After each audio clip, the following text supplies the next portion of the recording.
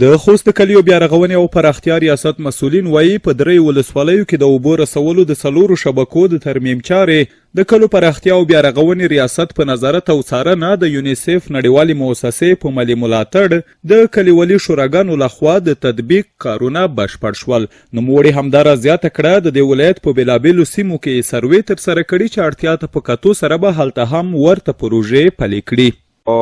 دغه د زوزمیدون ولسوالۍ اکا کلي کې چې د کومه اوبو د ټانکیو ترمیم وشولو دې نه به انشاءالله 3,500 کورنۍ د اوبو استفاده کوي او ټول جمله د درو ولسوالیو مرکز په شمول 1,000 کورنیو ته صحي اوبه انشاءالله ورسېدې او تکمیل شولې.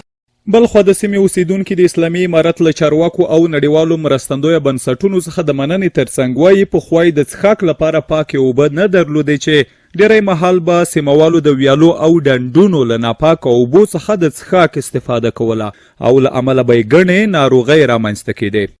دا د یونیسف کومه موسسه چې موږ ته دغه امکانات برابر کړل دغه نه موږ ډېره مننه کوو. په آینده کې بیا دغه دوی توجه غواړي چې د موږ ساحه کې نه داسې پروژې ډېره اړتیا او ډېر ضرورتي نه دي چې پاکې موږ سره همکاري وکړي. دومره مهم دي چې بس 100% کې موږ ته ډېر مهم شول ځکه چې مخکې موږ اوبه سره ډېر مشکلاتو سره مخامخ وو.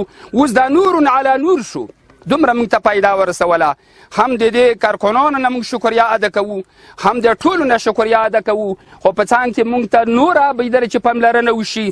دغه راز د سیمې اوسیدونکي غوښتنه کوي چې دوی ته د معارف، روغتیا، کرنې او بیا رغونې په برخو کې پروژې منظورې او عملاً دې چارې پیل شي.